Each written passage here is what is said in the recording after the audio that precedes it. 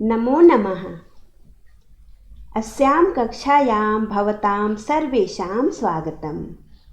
बच्चों, पिछले वीडियो में हम लोगों ने लालन गीतम पाठ का सस्वर वाचन किया और उसके अर्थ एवं भाव को भी समझा। इस वीडियो में आइए इसके प्रश्न उत्तर को करते हैं। सबसे पहले है एक पदेन उत्तरता। एक पद में उत्तर लिखें। का विहसति, कौन हंसती है? तो इसका उत्तर हो जाएगा धरणी यानी कि पृथ्वी। किम विकसति, क्या खिलता है? कमलम, कमल खिलता है। व्याघ्रः कुत्र गर्जति, बाघ कहाँ गरजता है?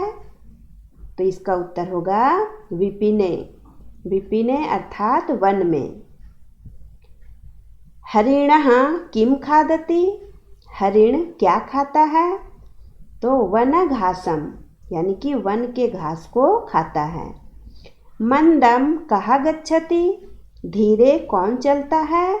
उष्ट्रः, ऊंट धीरे चलता है। उसके बाद है रेखांकित पदानि आधृत्य प्रश्न निर्माणम कुरुता। यहाँ पर कुछ पद दिए गए हैं जो रेखांकित किए गए हैं, अंडरलाइन किए गए हैं।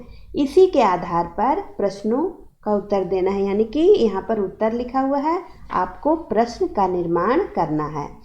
तो पहले आप वाक्य को समझ लें, तभी आप प्रश्न का निर्माण कर पाएंगे। सलिले नौका सेलती, जल में नौका चलती है। तो प्रश्न क्या बनना चाहिए कि कहाँ नौका चलती है?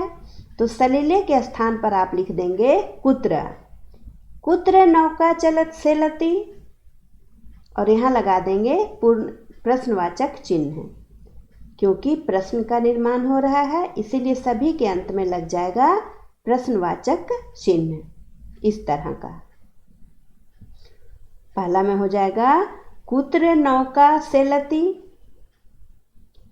खा में है पुष्पेषु चित्र पतंगाः डयन्ते, यानी कि पुष्पों पर तितलियां उड़ती हैं।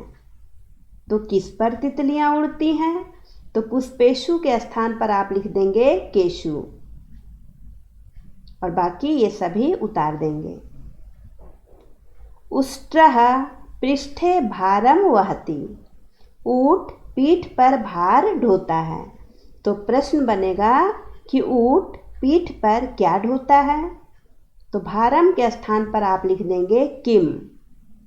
उष्ट्रः पृष्ठे किम वहति। धावन समये अश्वः किमपि न खादति, दौड़ते समय घोड़ा कुछ भी नहीं खाता है। तो दौड़ते समय कौन कुछ भी नहीं खाता है? तो अश्वः के स्थान पर आप लिख देंगे कहा। फिर है सूर्ये उदिते धरणी विहसति, सूरज के उगने पर धरणी यानी कि पृथ्वी हंसती है। तो कौन हंसती है? तो धरणी के स्थान पर आप लिख देंगे का। धरणी स्त्रीलिंग है, इसलिए का स्त्रीलिंग होगा।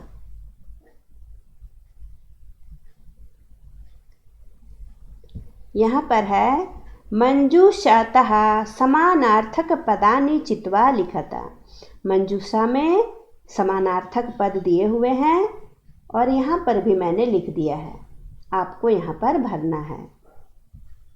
धरणी, धरणी का होता है पृथ्वी।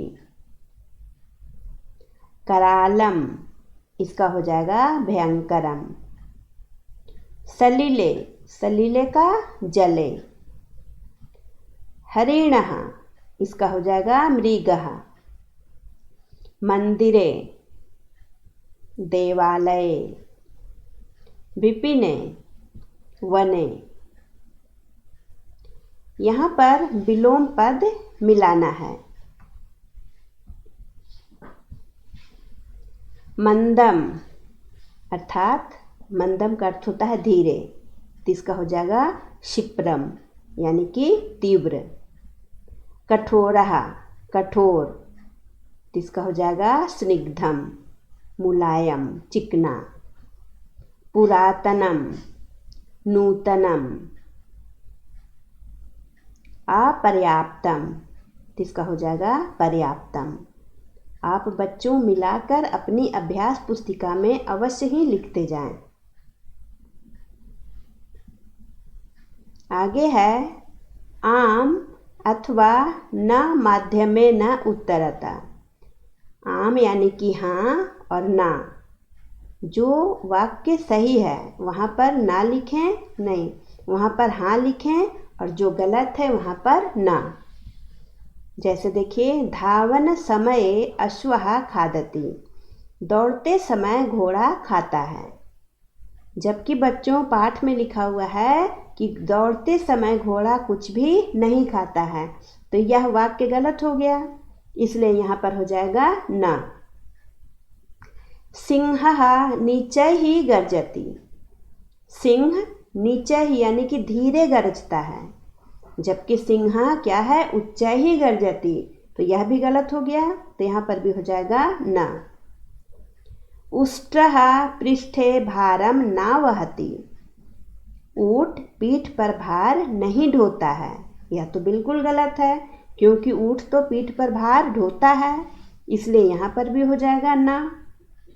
फिर है पुष्पेषु चित्र पतंगाः डयन्ते, पुष्पों पर तितलियाँ उड़ती हैं, यह बिल्कुल सही है, तो यहाँ पर हो जाएगा आम। आम का मतलब होता है हाँ। वने गजः गर्जति, वन में हाथी गरजता है, जबकि वन में बाघ गरजता है, तो यह भी गलत हो गया, तो यहाँ पर हो जाएगा न। फिर है हरिणः वनघासं न खादति, हरिण वन के घास को नहीं खाता है, यह भी गलत है, क्योंकि पाठ में लिखा हुआ है कि हरिण वन के घास को खाता है, तो यहाँ पर भी हो जाएगा न।